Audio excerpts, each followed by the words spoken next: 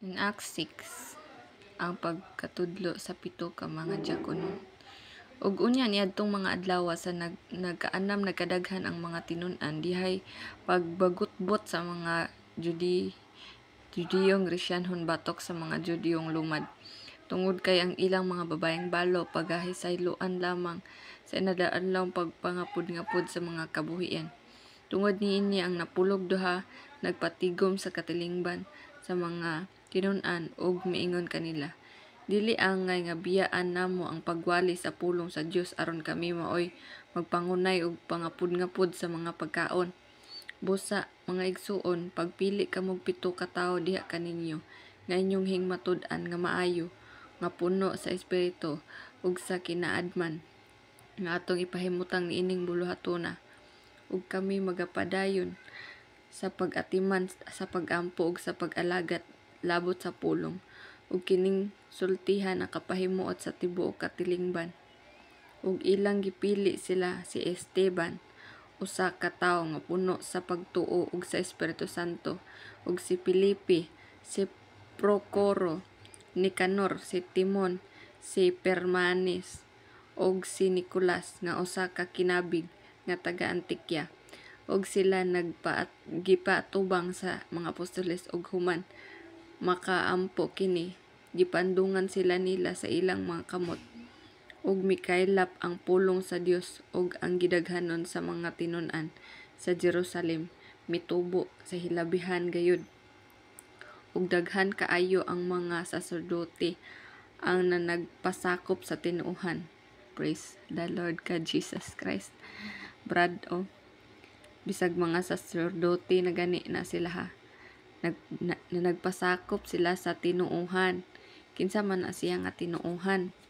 Tinuohan ba na nga sabadista ba na? Tinuohan ba na nga sabadista ang gitokod nilang sa mga apostoles? Sabadista ba na nga tinuohan? Dili, brad. Jesus Christ na nga tinuohan. Si Jesus Christ ilang tinuohan. So muna tibok Jerusalem ha, mikaylap ang pulong sa Dios gidaghanon nga sa mga tinun-an tibok Jerusalem mitubo sa hilabihan gayud ug daghan kaayo sa mga saserdote ang nagpasakop sa tinuohan. So tinuohan nila si Jesus Christ ilang tinuohan. Bisag mga saserdote na nagpasakop sa ilahang tinuohan. Ang pagpadakop kang Esteban ug unya si Esteban nga puno sa grasya ug gahom naghimong dagkong mga kahibulungan ug mga ilhanan diha sa katawhan ug dihay pipila ka mga sakop sa sinaguga sa mga binuhian sumala sa gingala niini ug sa mga taga Cyrene ug sa mga taga Alejandria ug sa mga taga Cilicia ug sa Asia nga nanindog sa pakiglantugi kang Esteban apan wala makahimo sa pagbuntog sa kinaadman ug sa espiritu nga diha uban sa iyang pagpamulong ug unya ilang gisibahan sa tago ang pipila ka tawo sa pag-ingon, kami nakadungog kaniya nga nagsultig mga mapasipad-anong pulong batok kang Moses ug sa Dios ug ilang gipagubot ang katawhan ug ang mga ansyano ug ang mga eskriba ug sila mihasmag ug ilang gisakmit ug gitaral siya ngadto sa atubangan sa Sanhedrin. Gibutang-butangan si Esteban og istorya kaning mga kuan jud mga tawo nga hilig kay butang-butang ug ilang gipatubang ang bakakong mga saksi nga nag-ingon kining tawhana wala gayoy hunong pagsultig mga pulong batok niining balaang dapit ug sa kasuguan. Unsa daw? Unsa gipamatuod ni Esteban? Brad, nagpamatuod ba si Esteban nga, oy kinahanglan jud ninyo tumanon ang pulo ka sugo ha. Kamong mga kamong mga iskribag parasiyo. Kamo ha tumanon jud ninyo ang pulo ka sugo. Mao ba ang pagpamatuod ni Esteban? Nakiglantugi siya ha. Unsa man iyang gipagliglantugi sa mga iskribag parasiyo? Unsa man iyang giglantugi? Sabado ba? Nga daan naman na sila daan nagsimbag Sabado. Unsa may iyang gipaglantugi? batok sa balaang dapit ug sa kasuguan. Ha, brad ha? Kay siya among hingdunggan nga nag-ingon nga kini kunong dapita pagga gun-ubon ni Hesus nga Nazaretnon ug pagga usabon niini ang mga pamatasan nga gibilin nato ni Moses. Usabon daw. Ha, mo lang giingon. Ingon sa mga nagsumanggil ha. Pagga usabon. Og ang tanan na naglingkod sa Sanhedrin sa pagtutok nila kaniya nakamatikod nga ang iyang nawong sama sa nawong sa manulunda. So bisan pa gani ha, nakit-an na sa mga tao sa Sanhedrin nga ang nawong ni Esteban naingon sa nawong sa manulunda. Grabe ka saan nagtungod sa gahom sa balaang Espiritu Santo. Og ang labang saserdote nangutana kaniya, tinuod ba kini? Og si Esteban mitubag, mga igsuon ug mga ginikanan, patalinghugi ako ninyo. Ang mahimayaon nga Dios mipakita ngadto sa atong amahan nga si Abraham. Sa didto si Jesus Christ gihapon iyang gipasabot ha. Ang mahimayaon nga Dios mipakita ngadto sa atong amahan nga si Abraham ug didto pa kini siya sa Mesopotamia sa wala pa siya magpuyo sa Haran ug miingon kaniya biyai kining imong yuta ug ang imong kaparentihan ug umadto ka sa yuta nga igapakita ko unya kanimo ug siya mipahawa sa yuta sa mga kaldihanhon ug mipuyo sa Haran sa Genesis ni siya brad ha. Iyahang ginarate sa unang panahon ba, iyahang ginarate ang kaagi sa unang panahon. So kadpa kang Abraham kay nagpuyo siya didto, si Abraham nagpuyo sa Mesopotamia pero gipadaygan siya sa Ginoo nga dapat na ako'y yuta nga saad. Ug siya sa namatay ng iyang amahan gilalin sa Dios gikan didto paingon dinhi nining yuta nga inyo karong napuy-an na yuta sa Kanaan ngani wala niya siya hatagig panulundon dinhi kay bisan sa igo na lang katumban sa tiil hinunua iyang gisaad nga ihatag kini ngadto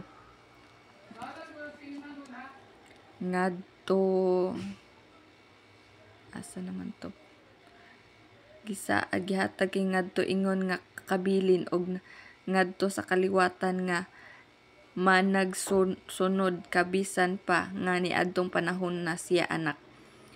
Kung nagbasa ka sa Book of Genesis brad, kabalo kaani siya nga story. Og ang gisulti kaniya mao kini. Ang iyang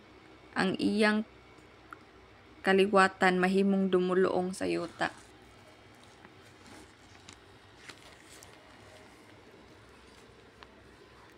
Og sa laing mga tawo nga magaingon kanila og magadaog-daog kanila sulod sa 4 ka gatos ka tuig apan pagahukman ko raon niya ang nasod nga magaulipon kanila nagaingon ang Dios ug human niana sila mamahawa gikan didto og magasimba sila kanako dinhi niining dapita ug kaniya siya naghimog pakigsaad mahitungod sa pagsirkonsisyon ug si Abraham nanganak kang Isaac ug kini iyang gisirkonsisyonan. So mo na siya brother ha, sa una pa lang nanay pagsirkonsisyon gihatag ang Dios ug kini iyang gisirkonsisyon sa ikawalo ka adlaw ug si Isaac nanganak kang Jacob ug si Jacob nanganak sa napulog duha ka patriarka mo ni siyang Israel. Anak na siya ni gikan ni Jacob kanang napulog duha ka patriarka mo na ang nahimong Israel. Kung nagbasa ka sa Genesis kabalo ka na ug ang mga patriarka tungod sa kasinak kang Jose kaning 12 ka anak ni Jacob na nasina kay Jose kani si Jose mo ni si Jose Joseph the dreamer ni siya brad. Kung nagbasa ka sa kabalo nagbasa ka sa Genesis kabalo ka ani nga story, nagbaligya kanila ngadto sa Ehipto.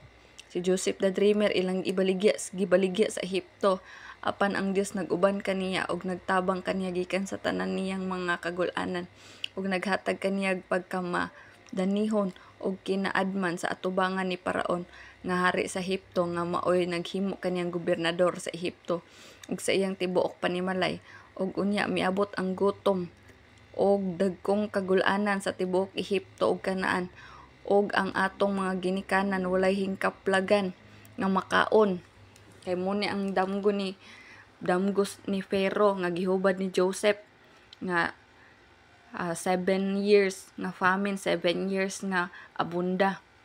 Mo si Joseph ang nihimong gobernador didto.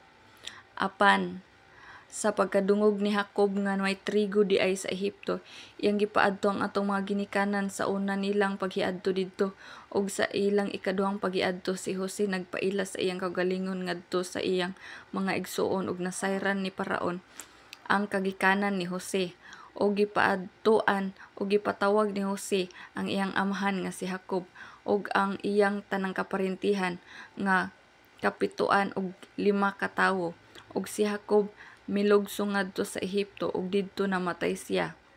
So tungod anang famine brad, kung kabalo ka sa story ana sa Genesis, tungod anang famine silang Jacob nangadto dadto sa Ehipto kay naaman dadto ang daghang pagkaon nga gitigom kay 7 years abunda man to, so gitigom daan to ni Jose kay siya may in charge sa pagtigom kay kabalo man siya there's 7 years of famine.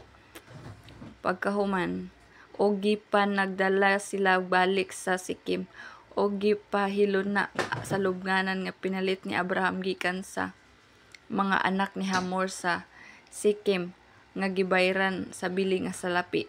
Si Jacob dadto na siya namatay sa Ehipto kay didto naman sila namuyo.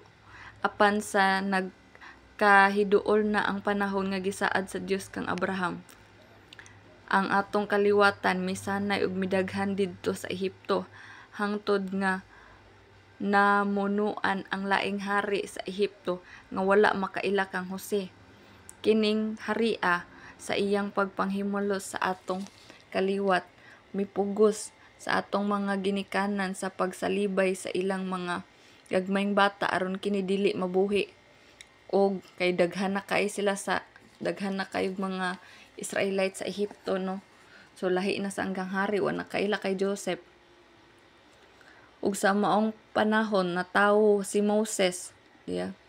Nahadlok ang hari kabalo naagyapon ni sa story ni Moses sa Old Testament nga si Moses ra ang naka-survive kay gipanglabay tong mga gipamatay ang mga bata kay daghan na kaayo ang mga Israelite og siya matahom gayud sa atubangan sa Dios ug sulod sa 3 ka bulan siya didto alimahi sa balay sa iyang amahan ug sa gisalibay na siya gidakop siya sa babayeng anak ni Paraon.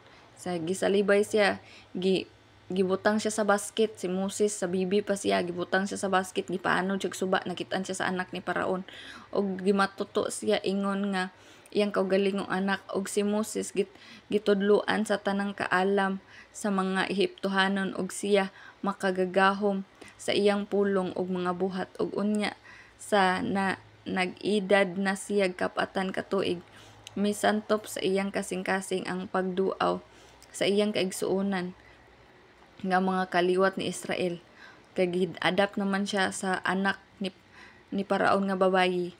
So dadto siya nagdako siya nga Ehiptohanon siya, pero sa paghamtong na niya no iyang giduaw iyang mga kaigsuonan kay kabalo siya nga Israelite siya. Og sa iyang pagkakita sa usa kanila nga gidagmalan siya milaban kaniya og nanimalos alang kaniya nga daog-daog pinaagi sa pagpuspos sa Ehiptohanon ug siya nagdahom nga ang iyang kaigsuonan nakasabot nga ang Dios naghatag kanilag kaluwasan pinaagi sa iyang kamot apan wala di ay sila makasabot. Kani bitong mga tawo ba gahi pagsabot ba dili madali makasabot gyud. Og sa sunod nga adlaw hingabtan niya sila nga nag-away og buot unta niya nga pag sig-ulion sila. Mga tawo matod pa niya, kamo mga magsuon ra nganong nagdinagmalay man kamo. Apan siya giwakli sa tawo nga nagdagmal sa iyang isig kaingon, ug giingnan, kinsa man kunoy nagtudlo kanimo nga among punuan og maghuhukom. Buot mo ba akong patyon maingon sa imong pagpatay sa Ehiptohanon kagahapon? Ug niining mga pulong nga si Moses mikalagi og nahimong dumuluong sa yuta sa Midian, diin gianak niya ang duha ka anak nga lalaki. So kung nagbasa ka na sa Genesis, so kadatong panahon na brad no nga si Moses ning kalagyo na siya sa Ehipto, adto siya sa Midian ug nakakita siya dadto sa iyang pangasawunon ug na siya anak duha ka lalaki. Ug unya natapos ang kap-atan ka tuig mitungha kaniyang usa ka manulunda didto sa kamingawan sa bukid sa Sinai. Diha sa pagsilaob sa kahoy talungon ug sa pagkakita ni Moses niini, nahibulong siya sa talan-awon ug sa pagduol niya aron sa pagtan-aw miabot kani ang tingog sa Ginoo nga nag-ingon, ako mao ang Dios sa imong mga ginikanan, ang Dios ni Abraham, ang Dios ni Isaac ug Dios ni Jacob. Ug si Moses mikurog ug wala na mangahas sa pagtan-aw. Kay siyempre ordinaryong tawo ra gud siya, dadto nagpuyo sa Midian ha. Gikan siya nagkalagyo, tigulang na siya. Na dadto siya sa puyo nagmidyan sa iyang pag-adto sa bukid sa Sinai, nagpakita sa iyang Ginoo. So si Moses mingkurog ug wala mangahas sa pagtan-aw. So nalisang siya unsa to. Ug ang Ginoo miingon kaniya, ubua ang mga sapin gikan sa imong mga tiil, kay ang dapit nga imong ginatindugan mo'y usa ka yuta nga balaan. Sa pagkatinuod, nakita ko ang pagdaog-daog sa akong katawhan nga atoa sa Ehipto, ug nadungog ko ang ilang mga pag-agulo, ug ako nanaog aron sa pagtabang kanila, ug karon umari ka, sugoon ko ikaw ngadto sa Ehipto. Kining maong Moses nga ilang gisalikway ug giingnan, kinsa man kunoy nagtudlo kanimo ingon nga punuan og maghuhukom, kini sa Dios gisugo ingon nga pangulo ug manluluwas pinaagi sa kamot sa manulunda nga mitungha kaniya sa kahoy talungon. Gihimo siyang pangulo, siya mag-ulo ba? Siya mag-ulo para luwason ang mga katawhan didto sa Ehipto. Kanila ang nagpagula mao siya nga nagbuhat og mga kahibulongan og mga ilhanan didto sa Ehipto ug sa dagat nga mapula ug sa kamingawan sulod sa kap-atan ka tuig. Diba si Moses nagkumabasa na nimo ang story ni Moses, naghatag og 7 pledge, ang dagat iyang gitunga tungod sa sungkod. Si Moses na ang nagdala sa katawhan. Kini mao ang Moses nga miingon sa mga Israelinon, usa ka propeta gikan sa inyong kaigsuonan, ipatindog sa Dios alang kaninyo, maingon sa iyang pagpatindog kanako. Mao kini siya ang didto sa katilingban sa kamingawan, uban sa malulunda nga misulti kaniya sa bukid sa Sinai, ug uban sa atong mga ginikanan ug maoy midawat sa buhing mga pulong aron kini ihatag kanato. Ang atong mga ginikanan na nagdumili sa pagsugot kaniya, hinunua ilang gisalikway siya ug ang ilang mga kasing-kasing sila namalik ngadto sa Ehipto. Kaning tan-aw ra gini mga katawhan brother ha. Tanawa gitabangan na gani sila kuan na si Ginoo. Gihatagan sila deliverance bitaw, kanang gikuan sila para dili na sila mahimong ginapos, pero ang ilang mga kasing-kasing gusto gihapon sila didto sa Ehipto. Nga na nag-ingon kang Aron, buhati kamig mga Dios nga maoy magauna sa paglakaw namo, kay bahin ni ining Moses nga nagpagula kanamo sa yuta sa Ehipto, ambot na unsa nakadto siya. Tanaw kabugot-butan ning mga tawo. Og niadtong mga adlaw nagbuhat silag mga nating baka, ug ang Dios ilang gihalaran ug mga halad inihaw, ug ilang gikalipayan ang mga hinimo sa ilang mga kamot, apan ang Dios mitalikod kanila ug ilang iyang gipanugyan sila sa pagsimba sa panon sa kalangitan. Sumala sa naisulat sa basahon sa mga propeta nga nag-ingon, gihalaran ba ako ninyo mga inihaw ug mga halad sulod sa kapatan katuig didto sa kamingawan o kaliwatan ni Israel? Hinunua mao'y inyong gidaladala ang toldan ni Molok, ang Ginoo nangutana sa taga-Israel. Gihalaran ba ko ninyo ug mga sinunog kapatan katuig? Wala. Ang ilang huna-huna tuwa sa Ehipto. Gusto pa sila moalagad og mga Dios-Dios. Og ang bituon sa Dios nga si Ronfan, napay daghang Ginoo nila, napay bituon. Ug ang larawan nga gipamuhat ninyo aron mao'y inyong pagasimbahon busa ilabay ko gayud kamo ngadto sa unahan sa Babylonia. Sa kamingawan diha sa atong mga ginikanan ang tolda sa pagpamatuod ingon sa gitugon sa Dios nga nagsulti kang Moses sa pagbuhat niini subay sa panig-ignan nga iyang nakita. Ta tolda, naghimog tolda ang si Moses nga sa iyang nakita kay giingon sa sumala sa sulti sa Ginoo. Katong tolda nga mauna ang mahimong templo kay itong imong giingon sa Ezekiel. Sugo na sa Ginoo kung basahon na jud na nimo ang tibuok dara Old Testament, brother. Sa nasunod na kini sa atong mga ginikanan kini gipanagdala nila dinhi kauban ni Josue sa diha nga ilang gipanag-iya ang kayutaan sa mga hintil nga hinginlan sa Dios sa atubangan sa atong mga ginikanan og nagpabilin ang nga ingon niini hangtod sa mga adlaw ni David. So gikangker na nila ang Kanaan hangtod sa sa mga adlaw na ni David. Si David, di ba? Kabalo ka sa story ni David nga iyang gikuan si Goliath, iyahang challenge si Goliath, siya nakapatay kay Goliath kay mo man to i-conquer man gud nila ang yuta sa Kanaan. So hantod sa adlaw ni David nga nakakaplag og grasya sa atubangan sa Dios ug nangamuyo sa tubangan unta siya sa pagpangitag puloy-anan alang sa Dios ni Jacob. Si David no say nahimo na siyang king, gusto unta siya nga magbuhat og temple para sa Ginoo. Apan si Solomon mao ang nagpatindog og balay alang kaninya. Si Solomon nga anak ni David mao ang nakapatindog. Si David wala siya nakapatindog og temple para sa Ginoo tungod sa kadaghan sa iyang napatay manggod. Si Solomon iyang anak mao ang nakahimo sa pagpatindog sa templo. Nga grabe kanindot nga puro bulawan ang iyang mga dingding og mga galamiton. Ngani labing halangdon wala nagpuyo sa mga balay nga hinimog mga kamot sumala sa giingon sa propeta.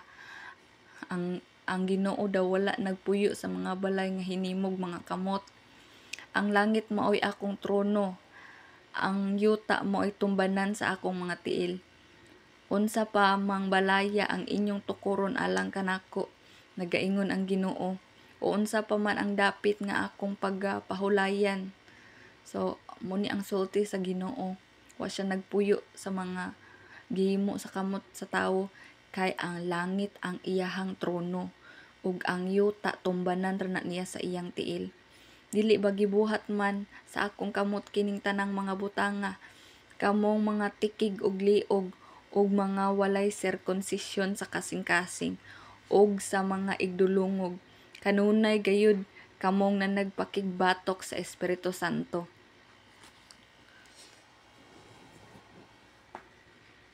Hinuklogi brad ha, nganong nakaingon ang Ginoo ani. Mga tikig ug liog, mga walay circumcision sa kasing-kasing ug sa mga igdulungog, kanunay nagabatok sa Espiritu Santo. Batud hinuklogi brad ha. Huna-hunaa pag-ayo ha, kani siya nga verse. Ang tawo nga tikig og liog ug walay circumcision sa kasing-kasing, kanabang bato og kasing-kasing bagahi kayo kay ang na-circumcisionan manggud sa kasing-kasing humok ra na siya, dali ra na siya pasabton. Walay circumcision sa kasing-kasing og sa mga igdulungog ngano man. Bisan pagsultian nimo na mura ra nagbungol. Kanunay nagpakigbatok sa Espiritu Santo. Gahi man nagulo. Gahi na siya ulo, brother. Basta bitaw ang isa ka tawo walay circumcision sa kasing-kasing. Gahi kayog ulo, di na kasabot. Nakigbatok na siya permente sa Espiritu Santo, di jud na siya muuyon sa Ginoo. Maingon sa gibuhat sa inyong mga ginikanan, mao man usab ang inyong ginabuhat. Kinsa ba sa mga propeta nga wala lutusa sa inyong mga ginikanan? Awa ha? Kinsa ba ang propeta nga wala lutusa sa mga taga-Israelite ha? Tanang propeta nga ginapadala sa Ginoo ilang ginalutos. Kinsa ba nga propeta? Example, si Prophet Jeremiah ilang gilutos, si Prophet Elijah ilang gilutos. Si Elijah dadto naman lang gani na siya sa ang pagkaon niya ginahatdan naman lang gali na siya uwak dadto ug pan. Mo iyang kanon kay ilang ginalutos, ilang ginapatay ug ilang gipamatay ang mga nagahimog mga propesiya mahitungod sa pag-anhi sa matarong kang kinsang kamo karon nahimong iyang mga magbubudhi ug mga mamumuno. Kamo nga mao ang nagpakadawat sa kasuguan nga gihatag kaninyo pinaagi sa mga manulunda apan wala ninyo pagtumana. Og sa ilang pagkadungog niini mga butanga sila na silag ug na nagpakagot sa mga bag-ang batok kaniya. Gahi kay sila kasing-kasing ba? Gahi jud kay sila kasing-kasing. Nagkagot ang ilang bag-ang batok kay Esteban. Apan si Esteban nga puno sa Espiritu Santo, mitutok sa langit ug nakita niya ang himaya sa Dios nga si Jesus nagtindog sa tuo sa Dios. Ug siya miingon, tan-awa nakita ko ang mga langit nga naabli ug ang anak sa tawo nga nagtindog sa tuo sa Dios. Apan sila nanyagit sa makusog nga tingog ug gisap-ungan nila ang ilang mga dalunggan o nagnanagdungan sa paghasmag kaniya. Tan-awa ra brother. Ang tawo nga mga gahig ulo, ha? Tan-awa ra ang mga tawo nga gahig ulo. Ug ilang giabog siya sa gawas sa syudad. Ug ilang giabog siya sa gawas sa syudad ug ilang gipanagbato siya ug ang mga saksi nangitsa sa ilang mga kupo ngadto sa tiilan sa usa ka lalaking batan-on nga ginganlan si Saulo. Kani si Saulo mao ni mahimong Pablo kung tawgon na ni sa Ginoo. Naa siya sa pagkamatay ni Esteban. Ug samtang na gipanagbato nila si Esteban, siya nagampo nga nag-ingon, Ginoong Hesus, dawata ang akong espiritu. Ug siya miluhod ug misinggit sa makusog nga tingog nga nag-ingon, Ginoo, dili mo unta sila pagsangatan ni ining salaa. Ug sa pagsulti na siya ni ini siya namatay. Tan-awa kay brother ha. Kung ang tawo, isa ka tawo puno sa espiritu, ang iyang gihuna-huna, ang iyaharag yun ng isig ka tawo. Ha? Wala siya nagkuan og kalagot sa mga tawo nga nagbato sa iya ha. Unsa may sala niya nganong gibato siya? Unsa may sala niya gibatuon siya para patyon siya? Ha? Mura man to yang gisulti siya nga mga tikig sila gliog, walay circumcision sa kasing-kasing og igdulungog, kanunay nakigbatok sa Espiritu Santo. Maura na iyang gisaysay ha, story ra na nila ha.